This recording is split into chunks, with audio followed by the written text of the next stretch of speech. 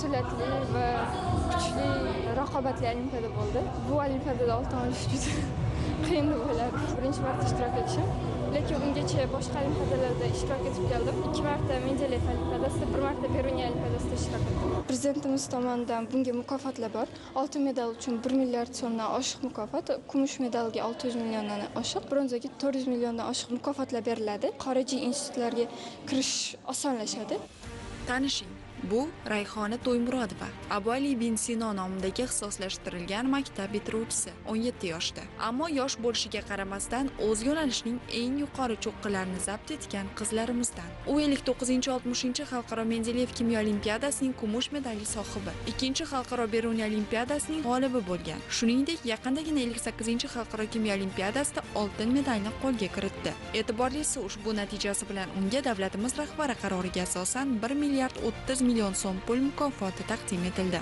Buxoroda tug'ilganman. Kimyo faniga qiziqishim kichkinaligimdan boshlangan. Bu olimpiadada oltin medal qo'lga kiritganim ham bir quvonchli, faxrli tuyg'u bo'lsa, prezidentimiz farmoni bilan bu natijaga erishganimiz uchun rag'batlantirish ham ikkinchi bir faxr tuyg'usini beradigan xabar bo'ldi. Bu natijalarni zamirida ham prezidentimizni olib borayotgan oqilona siyosatlari, bizga yaratib berayotgan shart-sharoitlari va ishonchlari juda katta rol o'ynab keldi. Bu bizga har doim dalda berib kelgan. Men o'ylaymanki, bundan keyin ham olib boradigan izlanishlarim, o'qishlarim O'zbekistonni taraqqiyotiga hissa qo'shishiga va ularning ishonchlarini oqlashga harakat qilaman.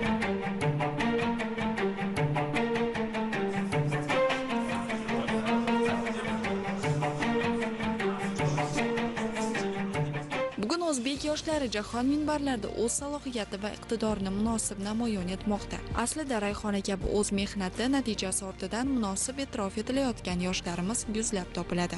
Matematika, informatika yoki kimyo, qaysi yo'nalishni olmang, xalqaro maydondagi yutuqlar tobora ko'paymoqda.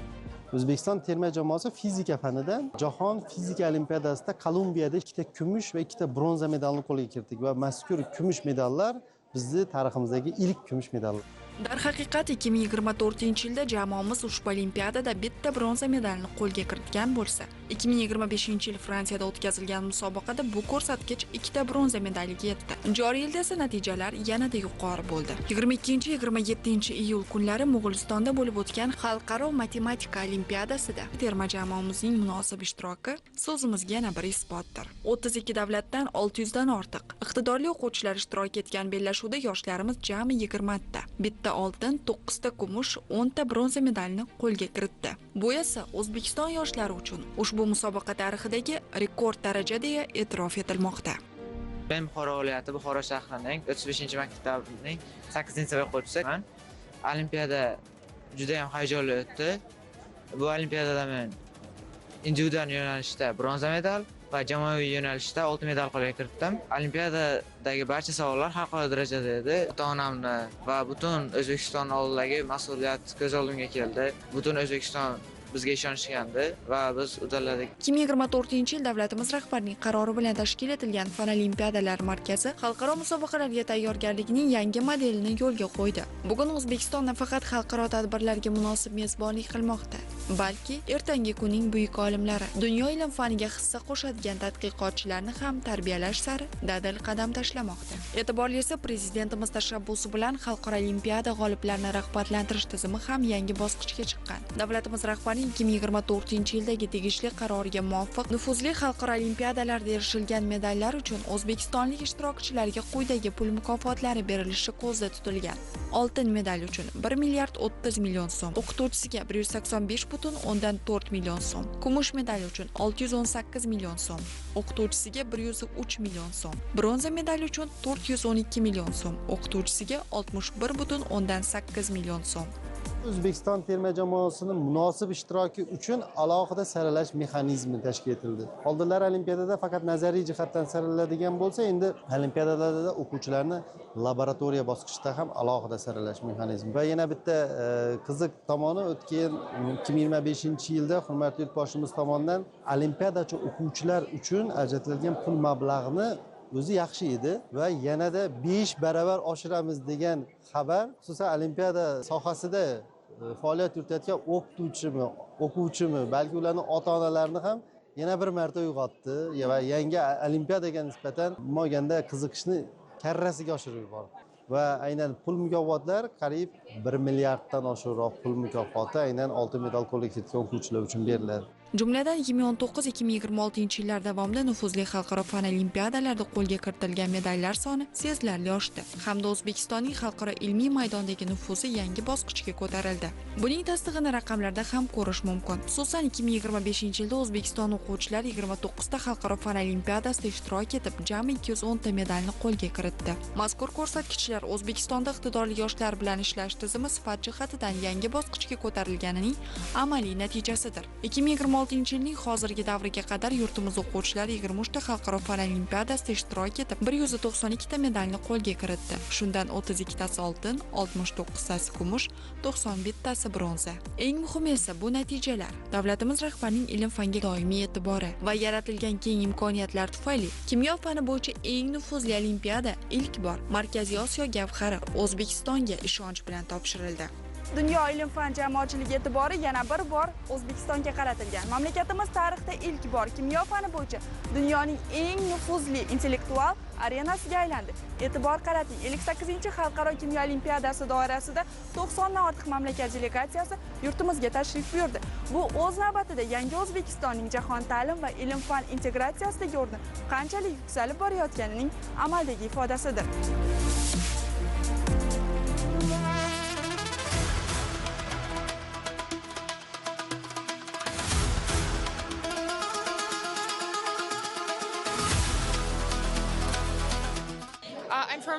Men Fransiyadanman. Olimpiada kutganimizdan ham qiziqarli va mazmunli o'tdi. Dastlab nazariy bilimlarimiz sinovdan o'tkazildi. So'ngra amaliy jarayonlarda ishtirok etdik. Savollar biroz qiyin, muhimi harakat qildik. Ko'plab do'stlar va tajriba orttirdik va biz O'zbekistonning boy tarixi va bugungi zamonaviy go'zalligidan bahramand bo'ldik. Yurtimizga bir olam taassurotlar bilan qaytmoqdamiz. We've loved it being here so far. The hospitality has been fantastic. Hozircha hammasi bizga juda yoqdi. O'zbekistonlik o'quvchilar so'nggi bir necha yil ichida juda katta muvaffaqiyatlarga erishganini ko'rib turibmiz. Mamlakatingizdagi taraqqiyot va o'zgarishlar bizda katta ta'sirot qoldirdi. With all the preparatory problems that have been supplied by the scientific committee, so we're very grateful for that. We've used that to learn a lot about all of your amazing dishes. Ilmiy qo'mita tomonidan taqdim etilgan tayyorgarlik masalalarini bajardik va buning uchun juda minnatdormiz. Bu orqali sizlarning ajoyib taomlaringiz va me'morchiligingiz haqida ko'p narsalarni o'rgandik va ularni ushbu olimpiada davomida yaqindan tomosha qilish imkoniyatiga ham ega bo'ldik. O'zbekistonlik yoshlar bilan tanishganimizdan juda xursandmiz va albatta vataningizga yana kelishni istaymiz. Bu yerga birinchi marta kelishim ajoyib. Olimpiada jarayonlari ham qiziqarli o'tdi. Savollar va masalalar biroz qiyin, lekin biz harakat qildik. O'z nomi bilan bu xalqaro olimpiada eng kuchlilari kelgan. Biz har qanday natijaga tayyor turishimiz kerak. It was great. It was really beautiful and I liked. Ha, bu juda ajoyib va go'zal bo'ldi. Olimpiadaning har bir lahzasidan zavq oldim. Sharoitlar, amaliy va nazariy jarayonlar uchun tayyorgarlik ham a'lo darajada. I'm very happy to be in Uzbekistan. It's a beautiful country. This is a land of many scientists. O'zbekistonda bo'lib turganimdan juda xursandman. Bu juda go'zal mamlakat va buyuk olimlar yurti. Ushbu bellashuv orqali O'zbekiston madaniyatini yaqindan kashf etganimdan juda mamnunman. Samarqand ham boy tarix va madaniyatga ega ekan. Olimpiada davomida u yerga sayohat tashkil etilganligi menda katta taassurot qoldirdi. Bu bellashuv nafaqat bilimlarimizni sinovdan o'tkazdi, balki O'zbekistonga oid go'zal va boy xotiralar taqdim etdi. Olimpiadada 1000 nafarga yaqin o'quvchilar, jamoa rahbarlari, xalqaro ilmiy qo'mita a'zolari, kuzatuvchilar hamda xorijiy mehmonlar jam bo'lishdi. Olimpiadada ham ko'p o'quvchi qatnashyapti, hayajon juda kuchli. Lekin xalqimiz bizni qo'llab-quvvatlab turgani bizga ishonch bo'lyapti. Prezidentimiz ishonchini oqlaymiz. Sharoit juda zo'r, hayajon albatta bor, chunki O'zbekistonda birinchi marta bo'lib o'tishi. Bunga juda ko'p va qattiq tayyorlandik. O'zbekiston 2016-yilgacha bo'lgan davrda xalqaro fan olimpiadalarida asosan ishtirokchi sifatida qatnashgan. 2019-yildan boshlab iqtidorli yoshlarni aniqlash va qo'llab-quvvatlash bo'yicha mutlaqo yangi tizim joriy etilishi natijasida o'zbek yoshlari sovrindorlar va g'oliblar qatoridan mustahkam o'rin egallamoqda. Albatta bu o'z-o'zidan bo'lmaydi. Ham ishonch O'zbekistonga ham bir yuksak baho desak bo'ladi bizni ta'limimizga. Ishtirok etish bosqichlarida natijalar daraja ko'zga ko'rinarli bo'lmagan va vaqt o'tishi bilan, tajriba almashishi bilan aynan bizada yaxshi natijalar ko'rsatish imkoniyati paydo bo'ldi. Shu bilan birgalikda aynan o'quvchilarimizni yuqori natijaga ko'rsatishiga aynan davlatimiz rahbari tomonidan alohida e'tibor qaratilishi, 2019-yildan boshlab olimpiada o'quvchilar uchun alohida rag'bat tizimi tashkil etilishi, olimpiadani umuman olganda yangi bosqichga olib chiqilishi va o'qituvchilarga ham mablag' berilishi evaziga aynan bunga o'qituvchilarda juda katta qiziqish paydo bo'ldi va bu samarasini ko'rsatib, endi o'quvchilarimiz nafaqat ishtirokchi, balki oltin medallarga da'vogar terma jamoalar safiga kirdi. Oxirgi 4 yilda O'zbekiston terma jamoasining ishtiroki juda bir yuqori bosqichda bo'lib, 57-xalqaro kimyo olimpiadasida 2 ta kumush, 2 ta oltin medalni qo'lga kiritdi. Va mana shu natijalar aynan O'zbekistondagi ta'lim tizimini yuqori darajada ekanligiga xorijiy mamlakatlar tomonidan ishonch, O'zbekiston ta'limiga ham qiziqishni uyg'otmoqda. Har yili dunyoning yetakchi davlatlaridan iqtidorli yosh kimyogarlar mazkur musobaqada ishtirok etib, nazariy bilim va laboratoriya ko'nikmalarini xalqaro standartlar asosida sinovdan o'tkazadi. Xo'sh, nima uchun bu yilgi olimpiadaga aynan O'zbekiston mezbonlik qilmoqda? 58-xalqaro kimyo olimpiadasining yurtimizda o'tkazilishi bu dunyo hamjamiyatining mamlakatimizga bergan yuksak ishonchi. O'zbekiston ta'limiga bo'lgan yuqori bahodir jarayonlarda xorijlik ekspertlar ham buni alohida e'tirof etishdi.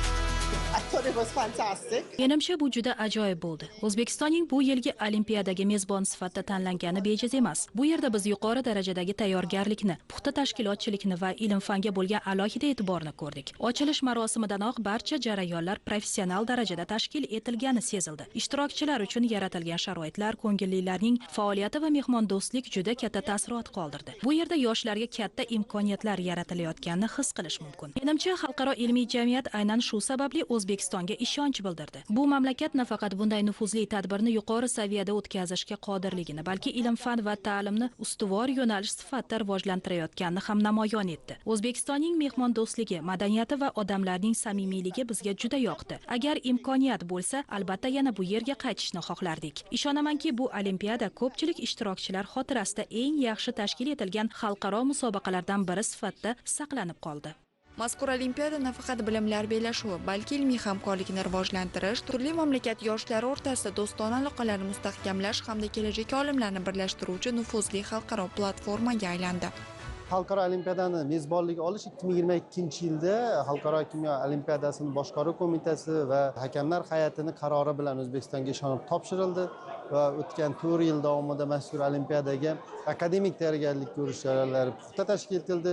1 yil davomida muntazam ravishda boshqaruv qo'mita va ilmiy qo'mitani doimiy aloqalari bo'lib, ularda Toshkent shahrida 2 marta qo'shma o'quv yig'inlari tashkil etildi. Olimpiada doirasida aynan olimpiada o'tkaziladigan joylarni alohida ko'zdan kechirishdi. Misol uchun xalqaro olimpiadada 400 ga yaqin o'quvchi ishtirok etadigan bo'lsa, bir vaqtning o'zida 400 ta laboratoriya o'rni kerak. Va aynan hurmatli yurtboshimizni ajratgan mablag'lari, berayotgan imkoniyatlari natijasida aynan O'zbekiston Milliy universitetining kimyo fakulteti yangidan tug'ildi.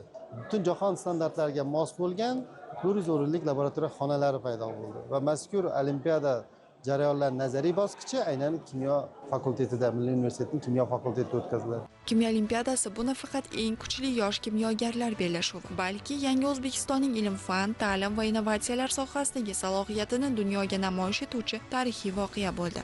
Based on the results of their Olympic students, I think the education system in Uzbekistan is one of the best. Olimpiada ishtirokchilarining natijalariga qarab, O'zbekistondagi ta'lim tizimi eng yaxshilaridan biri ekanligi va biz ulardan o'rganishimiz kerak bo'lgan jihatlar ko'pligini angladim. Agar ilmdan yaxshi natija kutsangiz, albatta ta'limga doimiy sarmoya kiritish lozim. Ushbu olimpiadada nafaqat bilimlar sinovdan o'tkazildi, balki o'zaro tajriba almashildi. Chunki ilm-fanda ko'plab yutuqlarga erishayotgan O'zbekiston tajribasi har bir davlat uchun qiziq. Yana bir qiziq tomoni aynan mazkur olimpiadalardagi akademik tayyorgarlik ko'rish jarayonida nafaqat xorijlik, balki o'zimizning sobiq olimpiadachilarimiz, o'zimizning professor o'qituvchilarimiz aynan olimpiada uchun qiziqarli masalalarni tuzishgan. Bu juda bir og'ir jarayon, lekin shuni aytish kerakki, mazkur jarayonda aynan masalalarning originalligiga, barcha o'sha ishtirokchi mamlakatlarning o'quv dasturiga mosligiga va qaysidir ma'noda o'quvchilar nafaqat u masalani yechimini topishda, balki o'sha masalani yechish davomida zavqlanish imkoniyatini ham berish kerak. Aynan mana shu jarayonlar bizni ilmiy qo'mitamiz tomonidan yuqori darajada tashkil etildi. Buni kelgan mehmonlar, xorijiy ekspertlar ham e'tirof etmoqda. Xalqaro olimpiadada O'zbekiston terma jamoasi qaysi olimpiadada ishtirok etadigan bo'lsa, har yili yangi saralash bosqichida shakllantiriladi. Xususan, kimyo olimpiadasining terma jamoada 4 nafargina o'quvchi bo'ladi va mazkur 4 nafarga yetib kelguncha 4 bosqichli saralash jarayonlari amalga oshirilgan. Har bitta saralashdan keyin o'quvchilar uchun olimpiada davrasida kuchaytirilgan o'quv mashg'ulotlar qilingan. Unga mahalliy, xorijiy ekspertlar jalb etiladi va aynan olimpiada jarayonlarini saralashni xalqaro standartlarga moslashtirish uchun aynan laboratoriya jarayonlaridan ham o'quvchilar saralab olinadi va ularni bu ilm-fanga bo'lgan qiziqishni yana rag'batlantirish, ilmini yanada boshqa qirradan ko'rsatish imkoniyatini yaratadi. So this is first time we have been in Uzbekistan and we are so impressed by your hospitality and your toughness and the kindness. Sizlarning mehmondo'stligingiz, samimiyligingiz va mehribonligingiz bizda juda katta taassurot qoldirdi. Bu olimpiada biz uchun nafaqat bilimlar sinovi, balki unutilmas tajriba ham bo'ldi. O'zbekiston bizni yuksak tashkilotchiligi va boy madaniyati bilan hayratda qoldirdi. Musobaqa davomida dunyoning turli mamlakatlaridan kelgan iqtidorli yoshlar bilan tanishish, tajriba almashish va yangi do'stlar orttirish imkoniga ega bo'ldik. Imtihonlar murakkab, ammo adolatli bo'ldi. Har bir ishtirokchi o'z bilim va salohiyatini namoyon etdi. Bu yerda orttirgan tajribamiz va yorqin taassurotlarimiz bizga uzoq yillar davomida hamroh bo'ladi. O'zbekistonning ilm-fan va ta'limga qaratayotgan e'tibori tahsinga loyiq. Bu yerda yoshlar uchun yaratilayotgan imkoniyatlar hamda xalqaro olimpiadalarni yuqori saviyada tashkil etish tajribasi kelajak avlodni qo'llab-quvvatlashga qaratilgan muhim qadamdir. Biz ushbu olimpiadadan nafaqat medallar yoki natijalar, balki yangi bilimlar, bebaho tajriba va O'zbekiston haqidagi eng iliq taassurotlar bilan qaytyapmiz. Ma'lumot o'rnida musobaqa doirasida nazariy va amaliy sinovlar bilan bir qatorda delegatsiyalar uchun mamlakatimizning tarixiy shaharlari, madaniy merosi va sayyohlik salohiyatini namoyish etuvchi maxsus dasturlar ham tashkil etildi. O'zbekistonni nafaqat mezbon davlat sifatida, balki buyuk tarixga ega bo'lgan tarixiy shaharlarimizni biladigan va ular o'zaro internetda ko'rib ma'lumot olgan juda ko'p so'rashyapti. Mehmonlar, meni bolaligimdan bitta orzuyim bor edi, bu Samarqandga tashrif buyurish va mana shu orzuyimni 58-kimyo olimpiadasi ushaltirmoqda, deyapti. O'zbekistonni tarixini mukammal bilishadi. Bizni bobo-kalonlarimizni yanada qaytadan yana mukammalroq o'rganishadi. Dastur davomida ular uchun alohida bizlar aynan O'zbekistonning turistik potensialini ko'rsatadigan har xil dasturlar tashkil etganmiz olimpiada davomida. Bu ham qaysidir ma'noda keyingi xalqaro olimpiadalarni tashkil etishimizda O'zbekistonga ishtirok etish ishtiyoqini bildiruvchi mamlakatlar sonini ko'paytiradi. Xalqaro hakamlar hay'ati va xorijiy delegatsiyalar O'zbekistondagi yosh olimlar uchun yaratilgan zamonaviy sharoitlarni ham yuqori baholadi. This year has been a very, very special. Bu yilgi xalqaro kimyo olimpiadasi juda o'zgacha bo'ldi. Ushbu nufuzli olimpiada Markaziy Osiyo mintaqasida ilk bor o'tkazildi. Kimyo faniga oid topshiriq va tadbirlarda O'zbekistonning boy tarixi, yurtingizdan yetishib chiqqan mashhur olimlar va muhim voqealar o'z aksini topdi. Shu bilan birga O'zbekistonning milliy madaniyati va barchamiz guvoh bo'lgan samimiy mehmondo'stligi alohida bir mavzu. Bu yerda har bir ishtirokchi o'zini chin dildan kutib olingandek his qildi. Ular mamlakatingizning uzoq hamda boy tarixi bilan yaqindan tanishish imkoniga ega bo'lganidan mamnun bo'ldi. O'zbekistonlik ishtirokchilarning olimpiadadagi natijalariga nazar tashlasak, ulardagi o'sish chindan ham juda ta'sirli. Atigi bir necha yil ichidagi yutuqlar o'quvchilarning qanchalik mehnat qilayotganini, shuningdek ularning oilalari, ustozlari, ta'lim muassasalari va mamlakat ta'lim tizimi tomonidan qanday kuchli qo'llab-quvvatlanayotganini yaqqol ko'rsatadi. Eng quvonarlisi, o'zbek o'quvchilari mazkur olimpiadada mamlakatimiz ilmiy salohiyatini yana bir bora munosib namoyon qilishdi. Yakuniy natijalarga ko'ra jamoamiz a'zolari bitta oltin, 3 ta kumush medalni qo'lga kiritdi. Hamma kutib o'tirdi, bronza tugadi, dam sanab o'tirdi. Oxirgi kumush chiqqanda mana sum chiqdi. Oltinga 0.5 ball yetmay qoldi. Universitetlarga kirayotganda bu olimpiadada medali juda ham katta rol o'ynaydi. O'zbekistonda medallar uchun juda ham katta pul miqdori ajratilgan. Buning uchun prezidentimizga kattakon rahmat aytib o'taman. Albatta, bu katta motivatsiya. Har bitta o'quvchi pul mukofatini ko'rib, yanada motivatsiya kattaroq uyg'onadi, yanada ko'proq o'quvchilar jalb qilib, kimyoga qiziqishi ortishadi. Rejalarim kelajakda chet elda o'qimoqchiman. Yaratilayotgan keng imkoniyatlar yoshlarni katta maqsadlar sari ilhomlantirayotgan bo'lsa, ota-onalarning farzandlari kelajagiga bo'lgan ishonchini yanada mustahkamlamoqda. Birinchi katta farzandim oltin medalga ozgina yetmay qoldi. Navoiyda o'qigan, o'rin olib medal olgan paytlarda kasbdoshlarimiz, mahalladoshlarimiz hammasi havas qilishadi. Bu medal tagida mehnat yotibdi. O'zbekistonda yoshlarga o'qishiga, shunaqa olimpiadalar o'tkazishiga yaratib bergan sharoitlar uchun minnatdormiz. Kelajakda O'zbekiston rivojlanishiga, mana kimyo yo'nalishi bo'yicha rivojlanishiga o'zini katta hissasini qo'shadi. Kumush medal bilan taqdirlandim. Bu O'zbekistonda ta'lim sifatini oshayotgani va prezidentimizning ta'lim sifatiga qaratayotgan e'tiborlari mahsuli deb bilaman. Bizga shunday imkoniyat yaratib bergan prezidentimizga katta minnatdorchilik bildiraman. Yurtimizda g'olib va sovrindorlarga bu kabi pul mukofotlarni berilishi O'zbekiston terma jamoasiga kirishni xohlovchi nomzodlar ko'rsatkichini ham, ular orasidagi raqobatni ham tobora oshirmoqda. Biz terma jamoa bilan bu yil saralab olingandan keyin intensiv o'quv mashg'ulotlarini olib bordik va olimpiada uchun amaliy va nazariy kerakli bilimlarni maksimal qamrab olishga harakat qildik. Har yili yangi tarkib yangilanib boraveradi va birdan yaxshi o'quvchilar chiqib boraveradi. Oxirgi 3-4 yildan beri biz doimiy ravishda oltin medalni qo'lga kiritib kelyapmiz va albatta buning sababchisi deb men albatta bizga nafaqat o'quvchilarga, balki o'qituvchilarga ham yaratilayotgan imkoniyatlar deb hisoblayman. Nafaqat o'quvchilar, balki o'qituvchilar ham o'zini ustida ishlashi uchun rag'batlantirilyapti va barcha o'sha laboratoriya imkoniyatlari tayyorgarlik jarayoni uchun yaratib berilayotgani bizani shu natijaga olib boryapti. O'zbekiston 58 xalqaro kimyo olimpiadasida nafaqat ijobiy natijalar qayd etdi, balki mezbonlikni ham a'lo darajada yakunladi. Shu yoshlar kelajakda dunyo kimyo sohasida yetuk olimlar bo'ladi. Ajab emas, mana shu yoshlarning orasidan Nobel mukofoti sovrindorlari chiqsa va biz xursandmizki, O'zbekistonni yangidan kashf etayotganini qayta aytishyapti. Bu bizga juda bir yoqimli quvonch beryapti. Bizga energiya beryapti. Biz endi keyingi olimpiadalar bundan da yaxshi darajada o'tkaza olishimiz.